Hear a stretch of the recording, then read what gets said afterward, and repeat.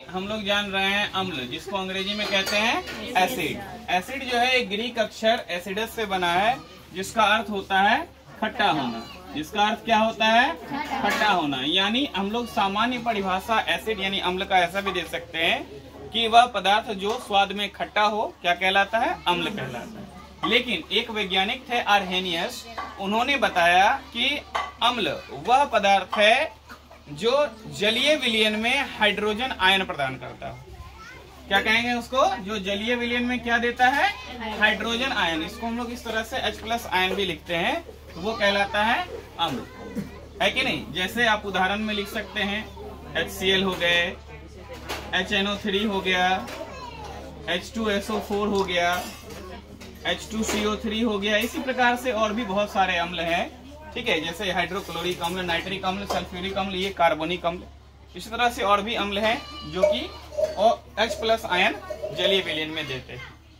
इस तो हम लोग भौतिक गुण क्या होता है? अम्ल के भौतिक गुण।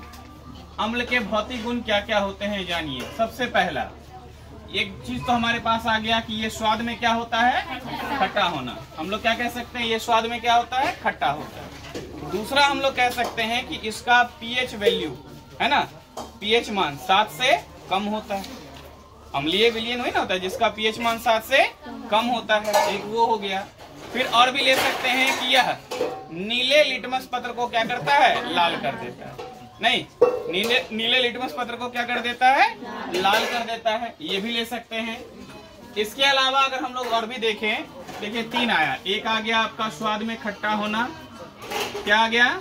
खट्टा होना। दूसरा हम लोग देख सकते हैं लिटमस पत्र को लाल करना, है ना, लिटमस पत्र को लाल कर देना।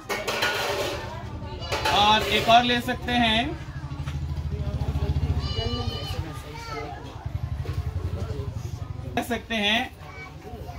मान क्या होता है? 7 से कम होता है। 7 से कम होता है pH मान इसका क्या होता है? 7 से कम होता है। अच्छा, एक चीज और अवस्था में होते हैं। किस अवस्था में होते हैं? द्रव अवस्था में पाए जाते हैं। तो एक वो भी चाहे तो ले सकते हैं, है कि नहीं? द्रव अवस्था में होता है। इतना ही नहीं, ये विद्युत का चालन भी करता है ना। ये भी चीजें हम लोग ले सकते हैं। ये विद्युत का चालन भी करता है। और इसके अलावा एक आर्हेनियस के द्वारा दिया गया परिभाषा, उसको भी हम लोग रख सकते हैं कि जलीय विलयन में हाइड्रोजन आयन प्रदान करता है कि नहीं? तो ये सारे के सारे हम लोग इसके भौतिक गुणों के अंतर्गत रख सकते हैं। गुणों की अगर हम लोग बात करते हैं तो एक दो हम लोग रासायनिक गुणों में भी ले सकते हैं। जैसे कि एक है रासायनिक गुण में, रासायनिक गुण में एक आता है धातु से अभिक्रिया, है ना। क्या है? धातु से अभिक्रिया। तो ये आप लोग जानते हैं कि अम्ल जो है वो धातु से अभिक्रिया करके लवण और हाइड्रोजन गैस देता है। अम्ल क्या करता है? धातु से अभिक्रिया कर लवण और हाइड्रोजन गैस देता है। जैसे कि सबसे प्रचलित अगर है तो यही है Zn+H2SO4। इसकी अभिक्रिया अगर हम कराते हैं तो क्या बन जाता है? ZnSO4+H2। यहाँ हाइड्रोजन गैस बाहर रिलीज हो जाता है। अगर मान लीजिए हम यहाँ पर कैल्शियम ले लेते हैं और इसकी अभिक्रिया हाइड्रोक्लोरिक अम्ल से करवाते हैं तो ये बना देता है FeCl2+H2। इस तरीके से ले सकते हैं।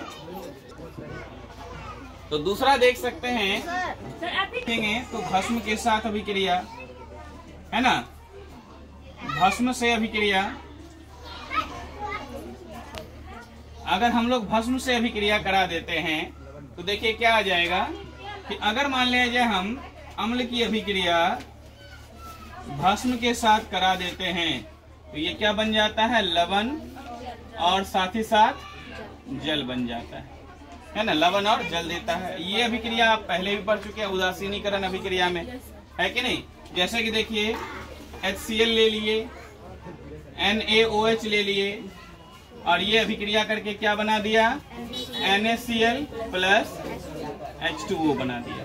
ठीक है, इस तरीके से भी हम लोग देख सकते हैं। आप यहाँ भी देख सकते हैं, है ना, ऐसा ही बनाया जाता है।